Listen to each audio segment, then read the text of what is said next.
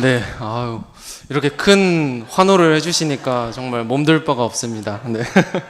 고사님 때와 다르게 이렇게 또 제가 올라오니까 더욱더 큰 환호성을 저에게 응원의 힘을 주시는 것 같습니다. 그럼 인사 나누겠습니다. 처음 뵙겠습니다.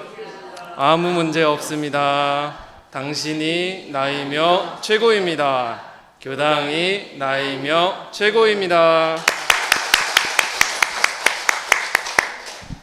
네, 흔하게 들을 수 없는 저의 설교 시간입니다. 네.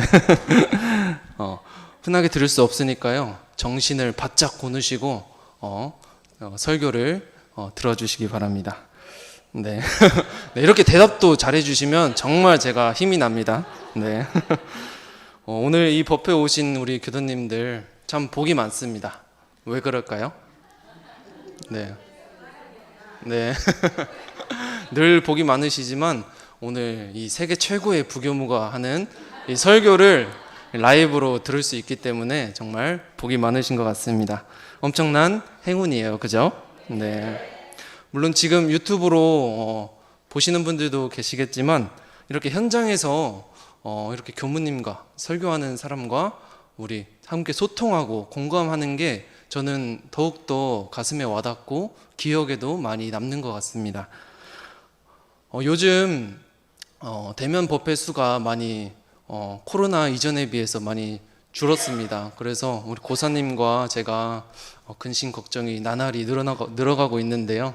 지금 유튜브로 보시는 우리 교도님들 이렇게 현장에 와서 함께 서로 소통하고 이렇게 공감하는 법회를 보시면 더욱더 즐겁고 활기찬 교당이 될 것 같습니다.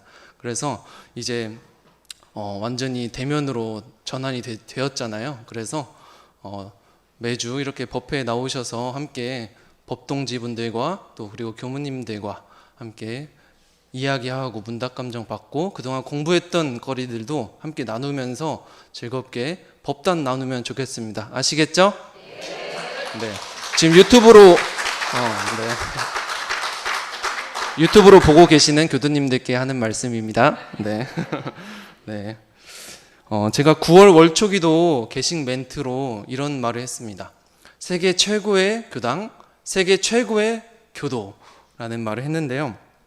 사실 이 말은 우리 고사님께서 부임하시고 하신 말씀이죠. 네, 부임하시고 이 세계 최고라는 캐치프레이즈를 내주셨습니다. 그동안 잊고 있다가 제가 이 말씀이 떠올라서 그때 이제 월초기도 때 이 멘트를 했는데요. 제가 이 설교를 준비하면서 제목을 무엇으로 할까 또 곰곰이 생각해 보았는데 바로 이 세계 최고라는 이 단어가 또 떠올랐습니다. 그래서 이 세계 최고의 수행법이라는 제목을 제가 정해 보았습니다. 지금 이 순간 우리 교도님들 나는 세계 최고의 교도이다 라는 자부심을 이 마음속으로 지금 이 순간 가지시길 바랍니다. 네. 지금 이곳이 바로 세계 최고의 교당이고 나는 이 세계 최고의 교당에서 세계 최고의 수행법을 공부하는 교도이다 라는 자부심을 지금 당장 마음에 갖길 바랍니다. 그렇게 되면 마음을 그렇게 먹으면 기운도 따라서 오는 이치가 있잖아요. 그래서 자연스럽게 내가 세계 최고의 교도라는 그런 기운이 우주의 기운이 이렇게 몰려옵니다. 그래서 자신감도 상승하고 늘 자부심을 가지면서 나는 세계 최고의 원불교 교도라는 자부심을 가지면서 교당에 다니시고 또 평소 생활을 하시면 참 좋겠습니다. 여기에서 말하는 세계 최고의 수행법은 바로 대종사님께서 밝혀주신 일기법입니다. 일기법. 그럼 왜 세계 최고일까요? 세계 최고라고 했는데 왜 세계 최고일까요? 네. 대종사님께서는 사막중 작업취사에서 정신을 수양하여 수양력을 얻었고 사리를 연구하여 연구력을 얻었다 하더라도 실제 일에 작용하는 데 있어 실행을 하지 못하면 수양과 연구가 수포에 돌아갈 뿐이요 실효과를 얻기 어렵나니 라고 말씀하셨습니다. 저는 일기대주를 할 때마다 과연 대종사님께서 이 일기법을 밝혀주시지 않았다면 나의 수행과 마음을 제대로 보고 대조하고 할 수 있었을까? 그런 의문이 듭니다. 그런 의문이 들면서 그런 의문이 들 때마다 더더욱 이 일기법의 중요성을 깨닫게 되죠. 대종사님은 일기를 통해 나의 수행과 마음을 대조하게 하심으로써 정말 실질적이고 사실적인 공부를 할 수 있도록 저희들에게 알려주셨습니다. 그래서 이 공부를 계속 하다 보면 최종적으로는 결국 자신의 변화를 이루게 된다고 말씀하셨습니다. 우리 교도님들은 하루를 살아가시면서 얼마나 마음을 챙기고 사시나요? 네, 많이 챙기고 사시죠? 네, 우리가 아무리 수행을 하고 마음 공부를 하더라도 실제 경계를 당해서 내가 챙기는 마음이 없으면 이 수행과 공부하는 것들이 다 효과가 없겠죠. 마치 좋은 나무에 이 열매, 결실이 없는 것과 같다고 하셨습니다. 그래서 내가 하루 동안 얼마나 마음을 챙기고 살았는지, 내가 하루 동안 시간을 어떻게 보냈는지, 내가 하루 동안 몸과 마음을 어떻게 사용했는지, 그런 것들을 계속 대조하게 하신 이 일기법이 바로 세계 최고의 수행법이 아닐까 생각합니다. 자칫 잘못하면 나의 관념과 그런 형식으로 흐를 수 있는 공부가 될 수 있는데, 이 일기법을 통해서 내가 계속 대조를 함으로써 관념과 형식에 흐르지 않도록 바르게 잡아주신 것입니다. 그래서 정말 공부를 사실적으로 할 수 있게 하신 이 대종사님의 일기법이 참으로 대단하고 소중한 공부법이라는 것을 느끼게 됩니다. 그래서 이 공부를 계속 하다 보면 변화가 되어집니다. 그래서 우리 교도님들도 이 일기법을 통해서 자신의 변화를 마음껏 맛보시면 참 좋겠습니다. 그래서 오늘 교화단회 주제가 정기일기입니다. 정기일기인데 원불교회는 훈련법이 있죠. 훈련법에는 두 가지가 있습니다. 정기훈련과 상시훈련이 있죠. 그중 정기일기는 어디에 속할까요? 네, 정기니까 정기훈련법에 속하겠죠. 정기훈련 과목에 11과목 안에 속해 있습니다. 그럼 정기와 상시를 구분해 보면 정기는 정해진 기간, 시간을 의미하고 상시는 항상 장소나 시간에 구애받지 않고 늘 수시로 하는 것이 상시입니다. 그래서 이 정기일기는 내가 딱 일기를 쓸 때 시간이나 기간을 딱 정해놓고 집중적으로 하는 것이 바로 정기일기입니다. 이 정기일기에는 작업시간 수, 수입 지출, 심신작용의 처리권, 감각감상이 있죠.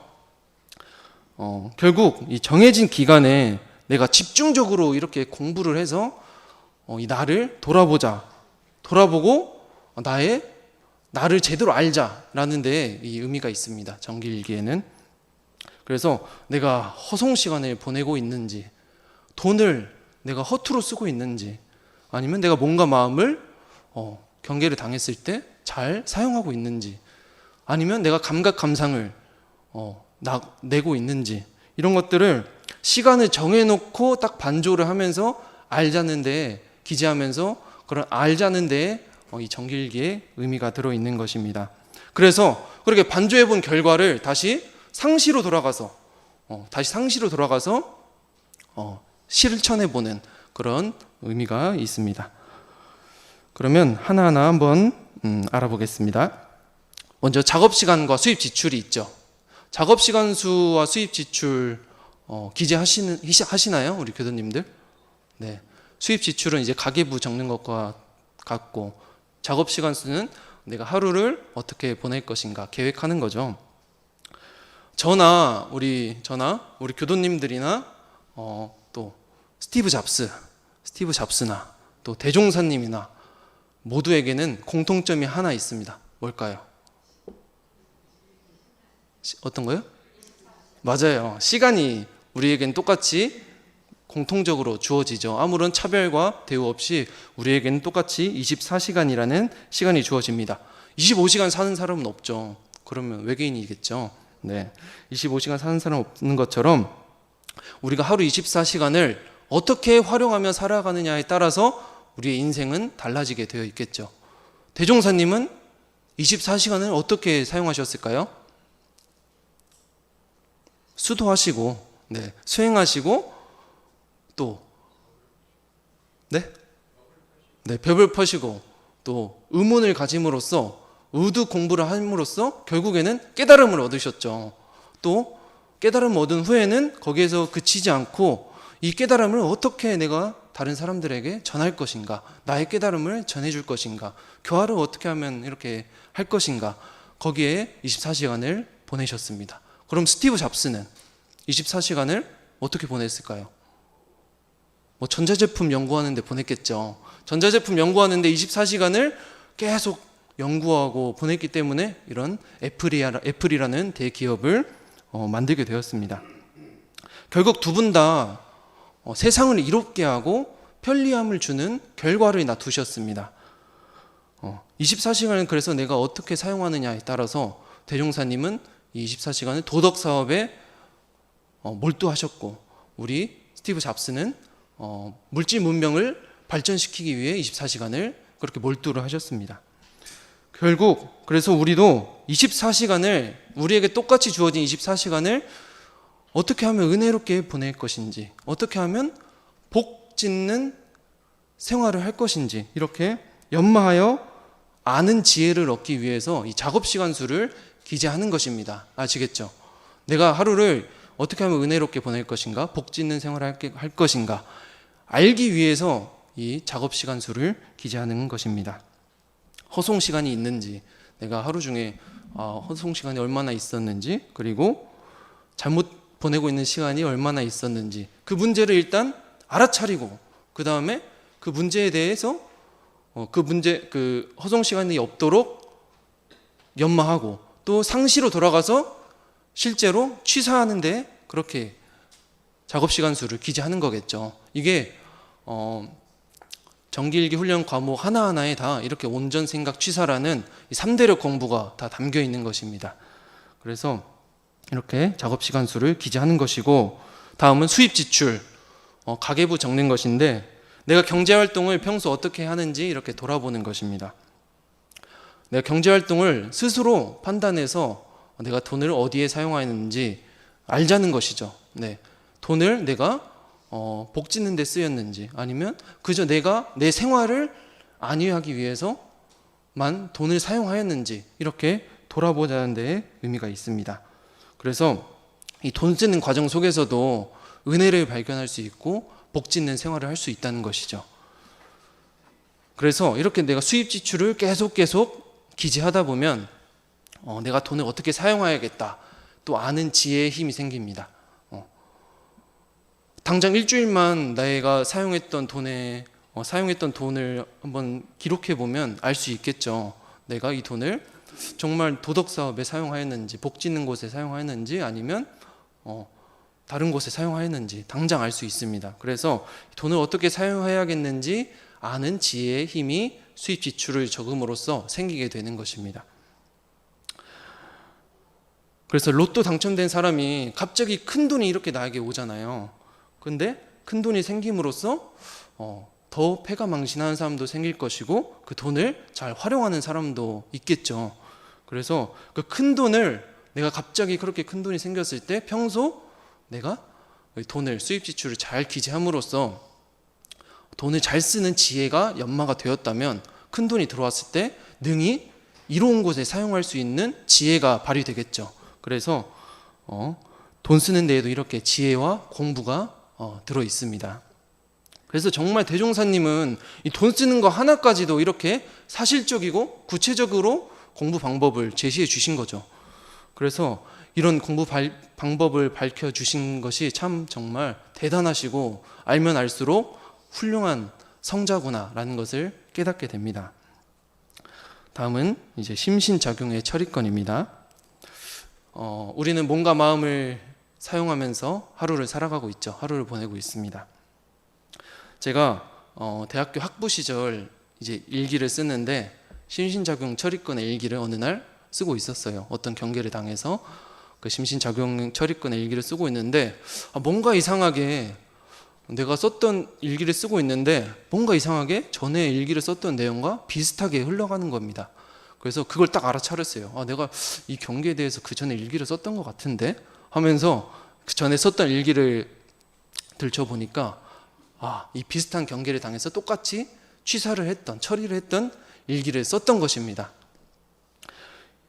그때 저는 이 비슷한 경계를 당해서 심신작용의 처리를 이제 2번 했지만 이 나만의 관념과 생각으로 처리를 했던 거예요. 그래서 전에 처리했던 경계와 똑같은 경계가 당했을 때 그때 실수를 반복하게 된 것이죠. 이게 바로 나만의 관념과 생각으로 이 일의 12회를 감정하고 처리한 것입니다. 그래서 우리는 몸과 마음을 사용하여 일에 대한 12회를 밝히기 위해 이 심신작용의 처리권을 기재를 합니다. 하지만 우리는 늘 똑같은 패턴으로 몸과 마음을 사용하고 늘 나만의 기준이 다 있겠죠. 나만의 기준으로 생각을 하고 판단을 합니다.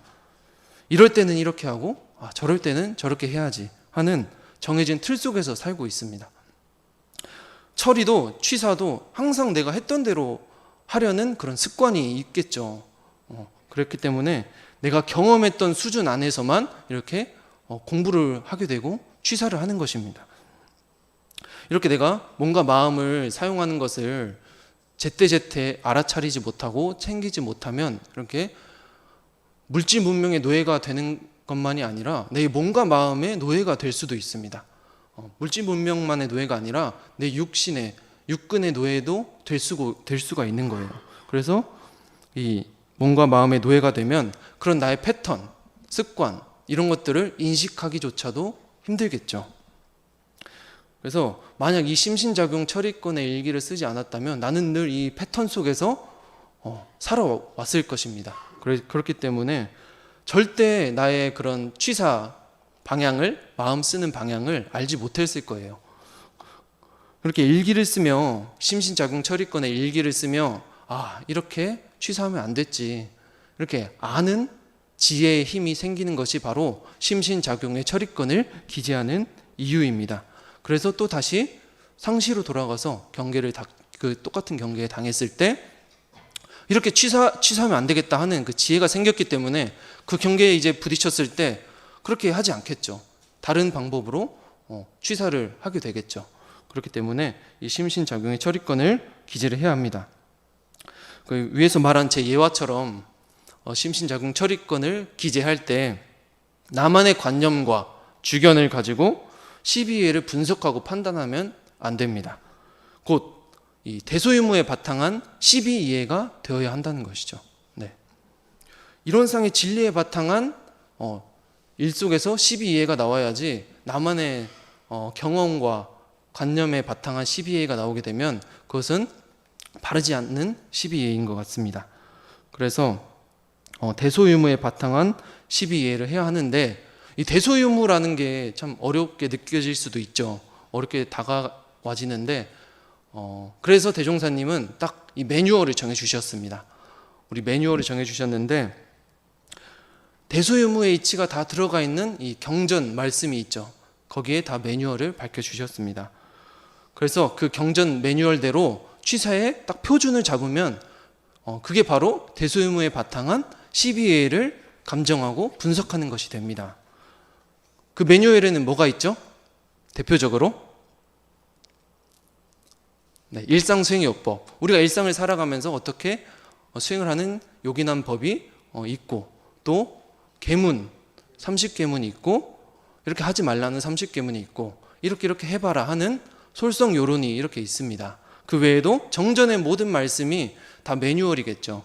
그처럼 이 처음 다가갈 때는 대소유무라고 하면 어려우니까 대소유무가 다 담겨있는 이 일상수행요법이나 계문이나 솔성요론을 가지고 매뉴얼에 따라서 계속 내 시비를 감정하고 이로움과 해로움을 분석해 보면 결국에는 일에 대한 12회가 아주 밝아져 가지고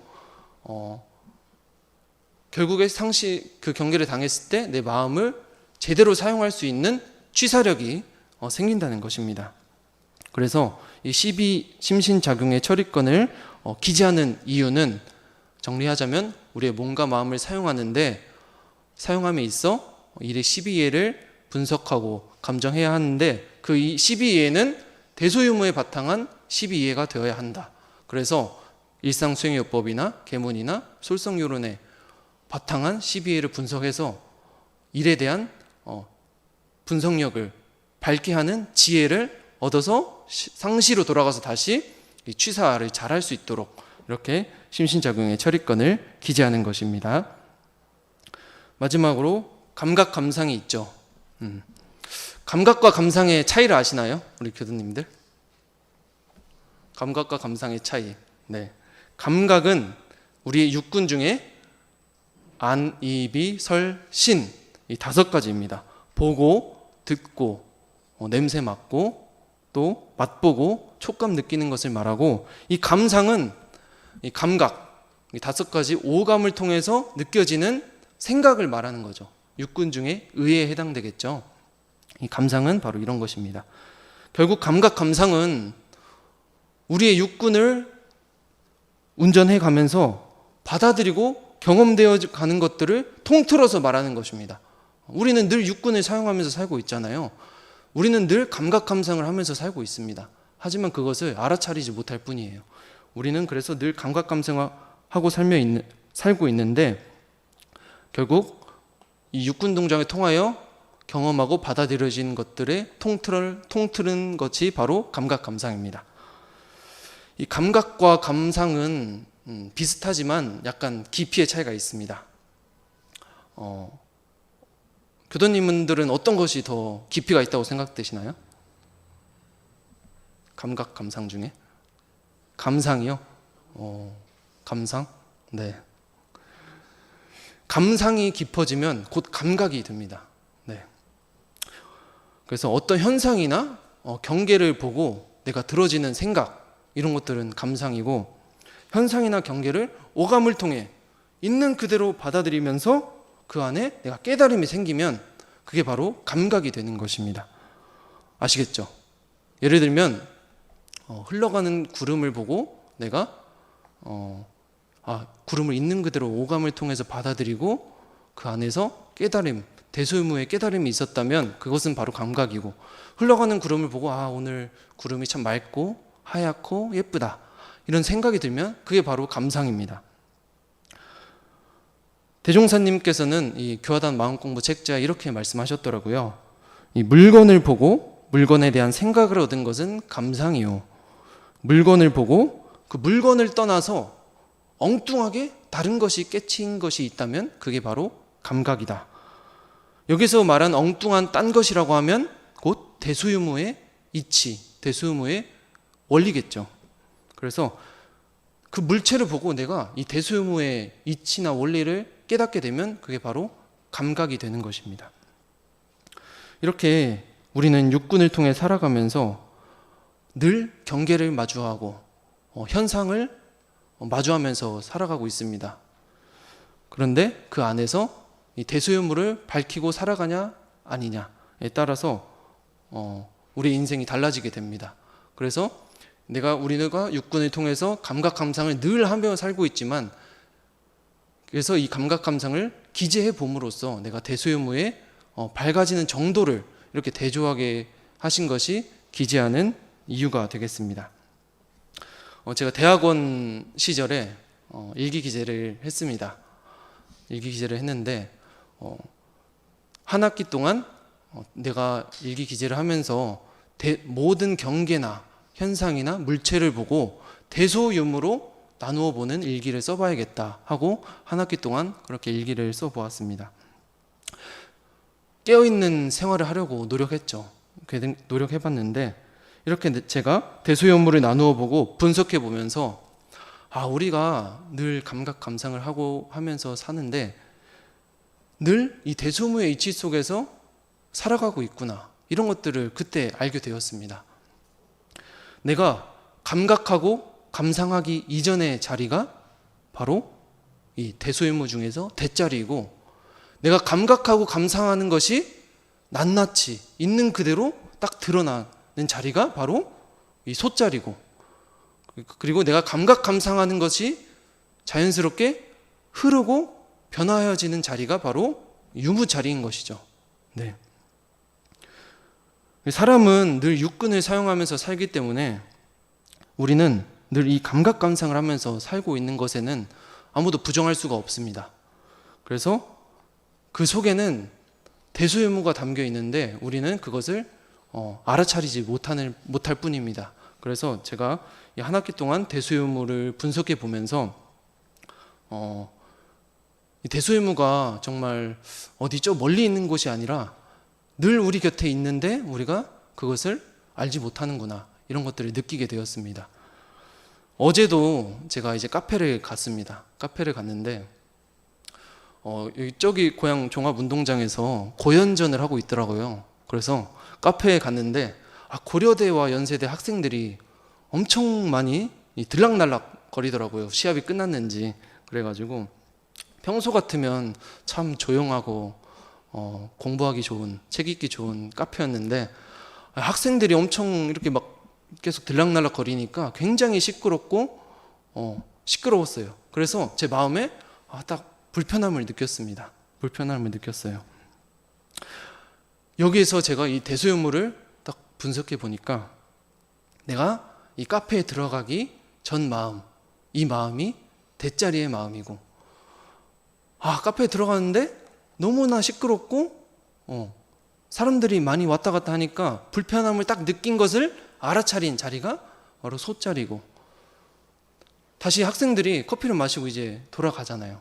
돌아가니까 다시 고요해지고 조용해진 카페 안에서 다시 차 한 잔의 여유를 갖게 된 마음이 바로 흐르고 변화되어진 마음인 유무 자리인 것이었습니다. 이렇게 늘 일상생활에서 대소유무를 밝히는 이런 공부를 하고 또 감각 감상을 이렇게 일기에 기재해 봄으로써 이 대소유무를 밝혀가는 공부를 해야 하는 것이죠. 그래서 저도 학생 때는 이 감각 감상 일기를 이제 쓰기 전까지는 감각 감상 일기를 저는 잘 안 썼어요. 뭔가 어렵게 느껴지고 나의 몸과 마음을 사용하는 것에 대한 일기를 있는 그대로 기재하는 건 그래도 저는 조금 수월해서 심신작용의 철이권 일기만 많이 썼는데, 감각 감상 일기는 정말 어렵다고 생각했었습니다. 하지만 이렇게 제가 대소유무를 분석해 보면서 내가 감각하고 감상했던 모든 것들이 다 대소유무가 들어있구나, 이런 이치를 알게 되었습니다. 이처럼 이 감각 감상 일기 기재를 통해 우리는 대소유무를 밝혀 나가야 합니다. 그렇게 된다면 곧 이치에 대한 지혜가 밝아지겠죠. 이치에 대한 지혜가 밝아짐으로써 밝아지는 사람이 되고 궁극적으로는 깊은 깨달음의 경지에 오르게 됩니다. 저는 일기 쓰는 것을 굉장히 싫어했습니다. 초등학교 때 방학 숙제로 이제 일기 제출을 하잖아요. 네. 그래서 방학 일주일 전만, 개학 일주일 전만 되면 굉장히 바빴습니다. 밀린 일기를 쓰느라 굉장히 고생했던 기억이 아직도 생생합니다. 밀려 써보신 적 있으신가요? 네.